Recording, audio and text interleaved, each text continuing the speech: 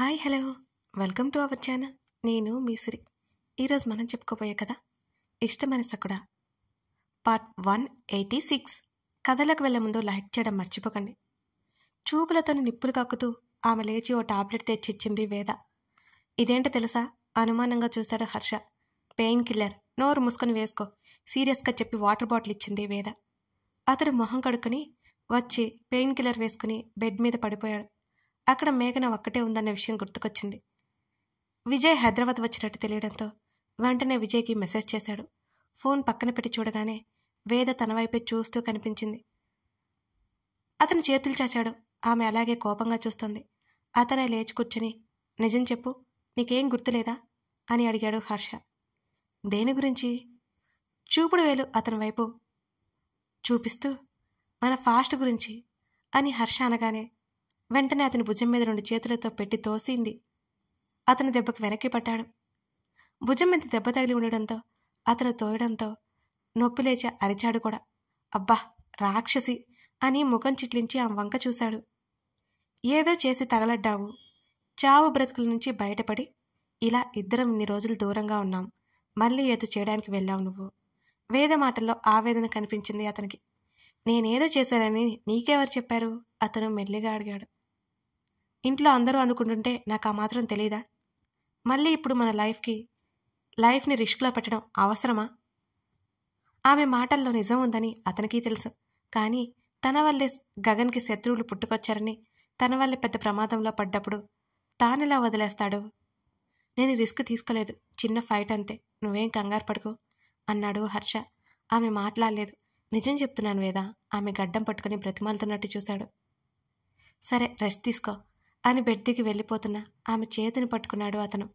ఏంటి అన్నట్టు వెనక్కి తిరిగి చూసింది. ఇంకోసారి మన లైఫ్ రిస్క్లో పడనివ్వను, మాటిస్తున్నట్టుగా చెప్పాడు. సరే ఇప్పుడు నేనేం అనలేదు కదా, రెస్ట్ తీసుకో అంది వేద. ఉండొచ్చు కదా ఇక్కడే అతను అడుగుతుంటే ఒకసారి పరీక్షగా అతని ముఖంలోకి చూసి అతని పక్కనే కూర్చుంది వేద. తినట్లేదా సరిగ్గా?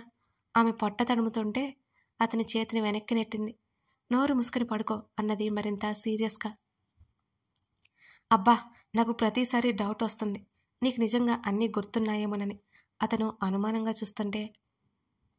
ఇంకోసారి ఇలా అన్నావంటే ఇంట్లో నుంచి వెళ్ళిపోతాను చెప్తున్నా. నీ మొహం ఇప్పుడే చూస్తున్నట్టుంది. ఛీ ఈడియట్, నువ్వొద్దు, ఈ ప్రేమొద్దు, ఈ పెళ్ళొద్దు.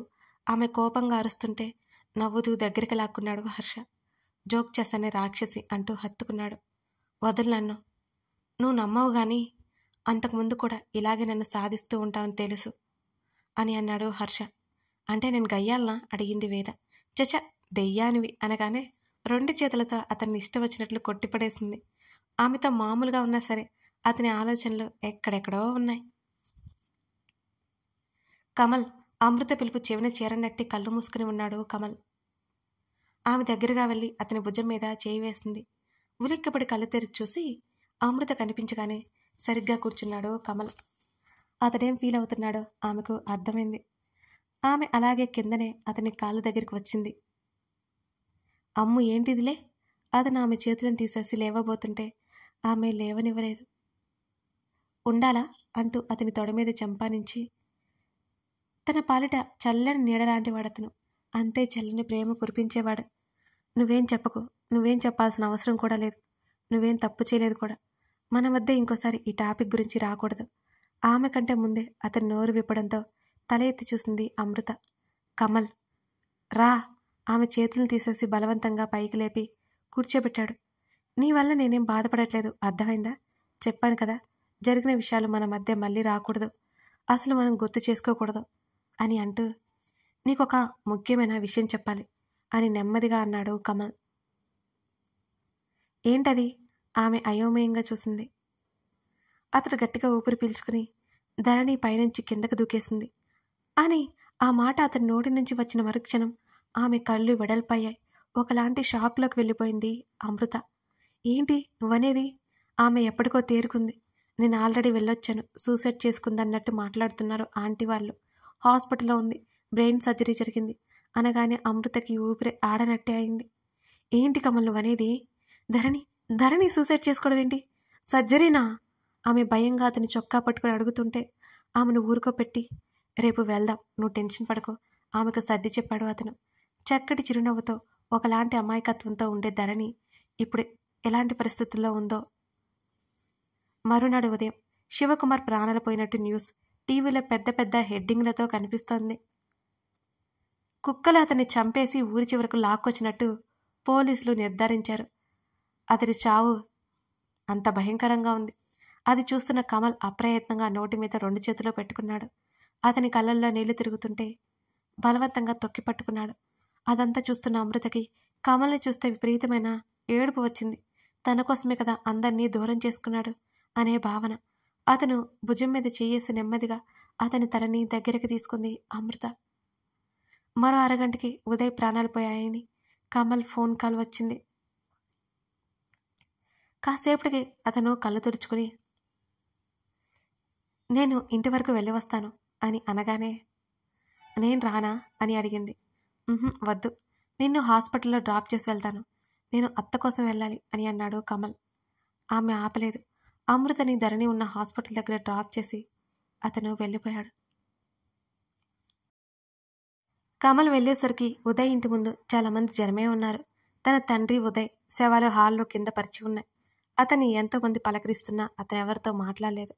కొడుకు శవం దగ్గర కూర్చుని మౌనంగా ఉంది రజని. దీక్ష మోకాల మధ్య తల పెట్టుకుని ఏడుస్తోంది. రాజేంద్ర కూడా అక్కడే ఉన్నాడు. కమల్ అందరూ చూశారు కానీ ఏ ఒక్కరూ మాట్లాడలేదు. మరి కాసేపట్లో క్రిమేషన్ కోసం అక్కడి నుంచి తరలించారు దేహాలని. కమల్ మౌనంగా రాజేంద్రతో పాటు వెళ్ళాడు. రజని గట్టిగా ఏడుస్తోంది. సాయంత్రానికల్లా ఎటోళ్ళటు వెళ్ళిపోయారు. కమల్ మౌనంగా ఇంట్లో నిలబడి ఉన్నాడు. బాధతో ఆవేదనతో అతని ముఖం కందిపోయింది. అతని కళ్ళు మరింత ఎర్రగా మారిపోయినాయి. రాజేంద్ర ఆవేశంగా కమల్ దగ్గరికి వచ్చి చెంప పగలగొట్టాడు. కమల్ ఎదురు తిరగలేదు. నీ తండ్రిని, నా కొడుకుని వాడు చంపుతూ ఉంటే చూస్తూ ఊరుకుంటావా అని రాజేంద్ర ఆవేశంగా అడుగుతున్నాడు. కొడుకు పోయిన బాధ ఆవేశంగా మారింది. తన అత్తవైపు చూశాడు. ఆమె కళ్ళల్లో క్రోధం కొట్టొచ్చినట్లు కనిపిస్తోంది కమల్కి. డాడీ, దీక్ష తండ్రికి అడ్డొచ్చింది. దీక్షని చేత్తో పక్కకు తోడంతో ఆమె వెళ్ళి కింద పడింది. నీ తల్లి పోయిందని నిన్నింట్లో పెట్టినందుకు బాగానే బుద్ధి చెప్పావు అంటూ కమల్ చెంప మీద గట్టిగా కొట్టేశాడు రాజేంద్ర. అతను ఆవేశంగా గదిలోకి వెళ్ళి గన్ తీసుకొచ్చాడు. వెంటనే కమల్కి అడ్డొచ్చింది దీక్ష. డాడీ, దీక్ష తప్పుకో, ఈరోజు వీడు పెళ్లి చేసుకున్న దాన్ని చంపి పడేస్తాను అని రాజేంద్ర ఆవేశంగా దగ్గరకొస్తూ కూతుర్ని పక్కకు లాగబోయాడు. డాడీ, అన్నయ్య చేసింది నీకు తెలియదు. ఒకవైపు ఏడుస్తూనే గట్టిగా అరిచింది దీక్ష. ఏం చేసినా వాడు నా కొడుకు.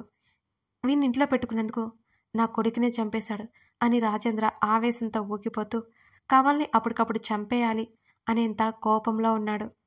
బావా, ఇక్కడి నుంచి వెళ్ళిపో, దీక్ష అరుస్తూ తండ్రికి అడ్డుపడుతోంది. కమల్ మౌనంగా ఉన్నాడు. రజని లేచి వచ్చి కమల్ చొక్కా పట్టుకుని, ఇప్పుడు నీకు సంతోషంగా ఉందా అని గట్టిగా ఏడుస్తూ అరుస్తోంది. రాజేంద్ర నెట్టివేయడంతో దీక్ష వెళ్ళి మళ్ళీ పక్కన పడి తల గోడకు కొట్టుకుంది. ఆమె ఆర్తనాదం చేస్తూ అలా పక్కకు వాలిపోవడం ముగ్గురు తలలు తిప్పి చూశారు. కూతుర్ని అలా రక్తంతో చూడగానే రాజేంద్ర పరుగున వెళ్ళాడు. అప్పటికే స్పృహ తప్పిపోయింది దీక్ష. ఇంకా చూస్తున్నావేంటి, మా ఇద్దరిని కూడా చంపేయ్, రజని కోపంగా అరిచింది. ఇష్టం వచ్చినట్లు కమల్ని కొట్టసాగింది ఆమె బాధ తీరే వరకు. రాజేంద్ర దీక్షను లేపడానికి ప్రయత్నం చేస్తున్నాడు. కూతురు దగ్గరికి వెళ్ళింది రజని. కమల్ని అక్కడి నుంచి పంపించడానికి దీక్ష నటిస్తోందని వారిద్దరికీ తెలీదు. ఇద్దరు కూతుర్ని గదిలోకి తీసుకెళ్లిపోయారు. ఉదయ్, శివకుమార్ ఫోటోలకి దండ వేసి ఉంది.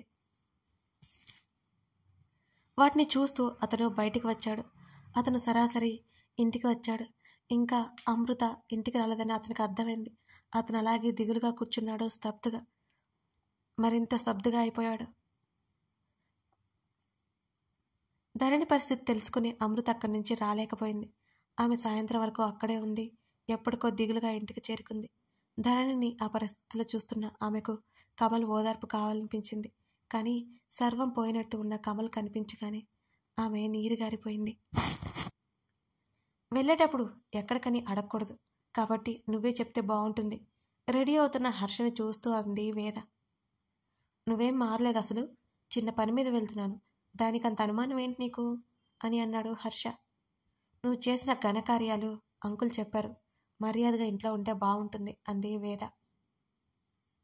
ఆమె దగ్గరికి వచ్చాడు హర్ష. ఇప్పుడు ఎలా ఉంది నీకు అని అడిగాడు వేదని. నీకంటే చాలా బాగున్నాను ఆమె సమాధానం చెప్పింది. అడ్డంగా సమాధానం చెప్పకుండా ఉండలేవా అని ముఖం చిట్లించాడు హర్ష. నువ్వు సక్రమంగా చెప్తే నేను ఇలా ఎందుకుంటాను అని అంది వేద. అయితే బాగున్నావున్నమాట. శుభ్రంగా ఉన్నాను అంది. డోర్ లాక్ చేసే ఉంది కదా. అయితే అసలే నీకు మన మధ్య జరిగినది ఏది గుర్తులేదు అంటూ ఆమె పక్కన కూర్చొని ఆమె చేతిని అందుకున్నాడు. మెల్లిగా గుర్తుకొస్తుంది అని నువ్వే చెప్పావు కదా. తన మీదకు వస్తున్న అతన్ని అనుమానంగా చూస్తూ వెనక్కి సర్దుకుంది వేద. ఇప్పుడు నువ్వు హెల్దీ కాబట్టి అన్నీ బయటకు తీస్తా. అసలే బోల్డ్ గ్యాప్ వచ్చింది అంటూ ఆమె భుజం మీద చేయి వేశాడు హర్ష. ఏం చేస్తున్నావు గబుక్కున అతని చేతిని విసిరికొట్టింది. ఆమె మోకాలు పట్టి అతను లాగి వెనక్కి పడేశాడు. హర్ష, నీకు పిచ్చి పట్టిందా? నాకింకా బాడీ పెయిన్స్ తగ్గలేదు ఆమె కంగారుగా అరిచింది. ఇప్పుడిప్పుడే అతన్ని ఇష్టపడుతుంటే ఇది పెద్ద స్టెప్ తన వల్ల కాదు. ఆమెకి భయంతో చిరుచెమటలు అలుముకున్నాయి. అవన్నీ కామన్, ఒకసారి అయిపోతే సెట్ అవుతా అంటూ ఆమె మీదకు వాలుతుంటే 2 చేతులు అతని ఛాతీకి అడ్డుపెట్టింది. ఏమైతే? ఆమె గొంతు తడబడుతోంది. ఆమె కళ్ళల్లో బెరుకు స్పష్టంగా కనిపిస్తోంది. అది కూడా తెలియదా నీకు? నువ్వు నేను వైఫ్ అండ్ హస్బెండ్. ఆమె చేతులను తప్పించి ఆమె చెంప మీద ముద్దు పెట్టుకున్నాడు హర్ష. హర్షాలే, నేను రెడీగా లేను 2 చేతులతో అతను నెట్టివేయడానికి ప్రయత్నించింది వేద. డిసప్పాయింట్ చేయకు వేదా అంటూ నెమ్మదిగా ఆమె మెడవంపులో ముఖం దూర్చాడు హర్ష. అతని జుట్టు పట్టి లాగి అతని చేతులు వదులు చేయగానే పక్కకు తోసేసింది. గబుక్కున బెడ్ దిగి, ఇంకోసారి ఇలాంటి వేషాలు వేశావంటే చంపేస్తా నిన్ను. ఆమె కోపంతో ముఖం ఎరిపెక్కింది. చెప్తుంటే అర్థం కాదా నీకు? నువ్వు ఇంకా నాకు స్ట్రేంజర్వే. నా ఫీలింగ్స్కి వాల్యూ ఇవ్వవా నువ్వు? ఇంకోసారి ముట్టుకున్నావంటే చంపేస్తాను. I hate you. ఆమె అరిచి ఆ గదిలో నుంచి బయటకు వెళ్ళిపోయింది. అదే అదనుగా తప్పించుకొని వెళ్ళిపోయాడు హర్ష. వేద మరో 2 రోజులు కోపంగా ఉంటుంది. ఈలోపు తను అనుకున్నవి చేయాలి. అతను మేఘన ఉన్న హాస్పిటల్కి ఒక్కసారి నేను గగన్తో మాట్లాడాలి హర్ష అని మేఘన బ్రతిమాలుతుంటే, ఇప్పుడు వాడు రాలేడు మేఘ, పని మీద ఎక్కడికో వెళ్ళాడు అన్నాడు హర్ష ధరణి గురించి ఏమాత్రం చెప్పకుండా. ప్లీజ్ నేను ఒక్కసారి చూడాలి హర్ష, ప్లీజ్ ఎలాగైనా పిలిపించవా? ఆమె మాట్లాడుతుండగానే ఆమె కంటి కొనల నుంచి నీళ్లు వస్తున్నాయి. ఏ పిచ్చమ్మాయి, నీకు సర్జరీ అయిపోయిన తర్వాత వాడు ఇక్కడికి వస్తాడు, అప్పుడు మాట్లాడుతూ గాని అని అన్నాడు హర్ష. ఆ తర్వాత మాట్లాడడం కుదరదేమో హర్ష, పిలిపించవా? ఈసారి ఆమె మాట కాస్త గంభీరంగా వచ్చింది. నువ్వు పిచ్చి పిచ్చి ఆలోచనలన్నీ పక్కన పెట్టుకొని మనశ్శాంతిని పాడు చేసుకుంటున్నావు. ఇక ఏం కాదు అని అన్నాడు హర్ష ఆమె చేతిని పట్టుకుని ధైర్యం చెబుతూ. లేదు, నేను నీ మాట వినను. వెంటనే వేదన తీసుకురా, నేను మాట్లాడతాను. ఈలోపు గగన్ని పిలిపించు, లేకపోతే నేను సర్జరీ చేయించుకోను మొండిగా అన్నది మేఘన. మేఘ, నీ పిచ్చి అనుమానాలతో నువ్వే అనవసరంగా కంగారు పడుతున్నావు. నీకేం కాదు. అతను మాట్లాడుతుండగానే జయరాం అక్కడికి వచ్చాడు. మేఘన, నువ్వేం భయపడకమ్మా, బెస్ట్ డాక్టర్స్ ఉన్నారు ఇక్కడ ఆయన చెప్తుంటే ఆమె ఓ నవ్వు నవ్వింది. హర్ష, నీతో మాట్లాడాలి, బయటికి రా అని మేఘన తల మీద చేయి వేసి ధైర్యంగా ఉండమని అన్నట్టు చూసి వెళ్ళిపోయాడు జయరాం. వేద వస్తుంది, గగన్ మాత్రం రాలేడు మేఘ. హర్ష ఆమె చేతి మీద చేయి వేసి నొక్కి చెప్పాడు. మా పిన్నిని, బాబాయిని, ప్రణతిని కూడా ఒకసారి పిలువు హర్ష. వాళ్ళకి ఇంకా అంటూ ఆ మాట పూర్తి చేయలేకపోయాడు హర్ష. లేదన్నట్టు తలూపింది మేఘన. నువ్వేం చేస్తున్నావో నీకైనా అర్థమవుతుందా మేఘ? ఇంత పెద్ద విషయాన్ని మీ వాళ్ళ దగ్గర దాచి ఏం సాధిద్దామనుకున్నావు? అసలు నీకు బ్రతకాలనే ఆశ ఉందా? ఆవేశంగా అరిచాడు. ఆమె ఏ సమాధానం చెప్పలేదు. ఆమె ముందే ప్రణతి తల్లిదండ్రులకి కాల్ చేసి రమ్మని చెప్పాడు. కాసేపటికి మేఘన నిద్రలోకి జారుకుంది. అతను వెంటనే బయటకొచ్చాడు. జయరాం అప్పటికే తన వైపు చంపేసేలా చూస్తుండడంతో హర్ష తడబడ్డాడు. కథ కొనసాగుతోంది. కథ నచ్చితే లైక్ చేసి కామెంట్ చేయడం మర్చిపోకండి ఫ్రెండ్స్. ఇప్పుడే మన ఛానల్ని చూస్తున్నట్లయితే సబ్స్క్రైబ్ చేసుకుని నోటిఫికేషన్ బెల్ ఆన్ చేసుకోండి.